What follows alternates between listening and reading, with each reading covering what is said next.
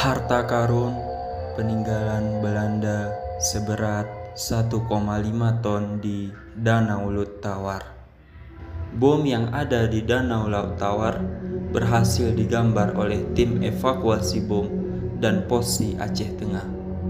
Terlihat bagaimana besarnya bom yang ada di danau itu.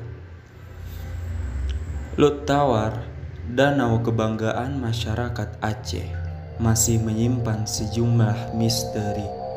Bukan hanya persoalan tumbal nyawa yang setiap tahunnya diminta oleh danau dengan ikan khas depik ini. Namun di dasar danau masih ada bom aktif seberat 1,5 ton. Harta peninggalan Belanda ini bukan hanya berupa bom aktif dengan berat 1,5 ton. Di sana juga ada bom nenas, senjata yang sudah berkarat, peluru, serta bom kecil lainnya yang sudah melekat di bebatuan. Upaya untuk mengangkat benda berbahaya ini sudah sering kali dilakukan, namun belum semuanya mampu diangkat ke darat. Bom yang beratnya 1,5 ton itu sulit diangkat. Sebagian badannya sudah melekat erat di bebatuan. Catatan waspada. Perburuan terakhir dilakukan oleh Kapolres Aceh Tengah bersama Posi dengan mendatangkan Brimob Kompi 4 Lok Semawe.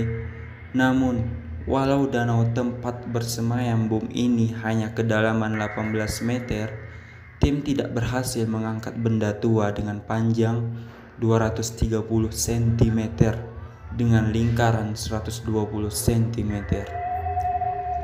Upaya pengangkatan terakhir 5 tahun yang lalu itu hanya mampu memboyong peluru roket seberat 1 kg, 42 butir peluru aktif, serta 2 butir yang tidak aktif, dan ratusan peluru senjata laras panjang.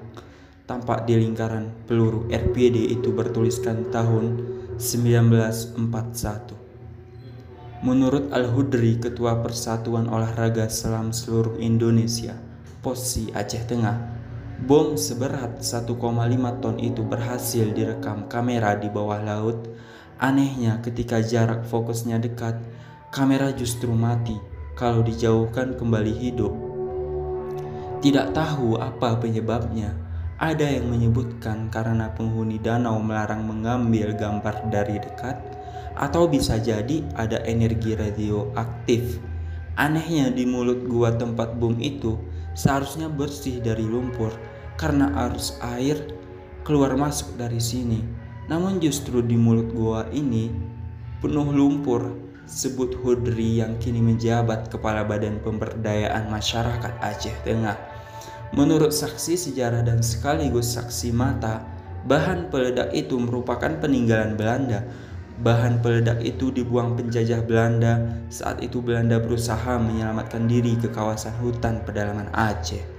Sebut Muhammad Daud AD 78, Ketua Legiun Veteran Republik Indonesia Kabupaten Aceh Tengah. Menurut M. Daud, yang sempat memberikan keterangan kepada Waspada sebelum menghembuskan nafas terakhirnya menjelang hari ulang tahun Waspada 2012, bom tersebut dibuangkan serdadu Belanda agar tidak dipergunakan oleh lawannya. Ketika itu serdadu Jepang datang dari kawasan pesisir Aceh. Pihak Belanda yang kalah perang melarikan, berusaha lari ke pedalaman Gayo. Sambil lari, Belanda membuang kendaraan jeep, bom, dan alat perang lainnya ke danau. Ketika itu saya sudah remaja. Kami melihat pasukan Belanda ini menuju kawasan One-One. Lokasi bahan peledak saat ini akhir tahun 1942 atau awal tahun 1904 sekian. Pada saat itu Belanda secara bergelombang melarikan diri, sebut Daud yang saat memberikan keterangan kepada Waspada masih hidup.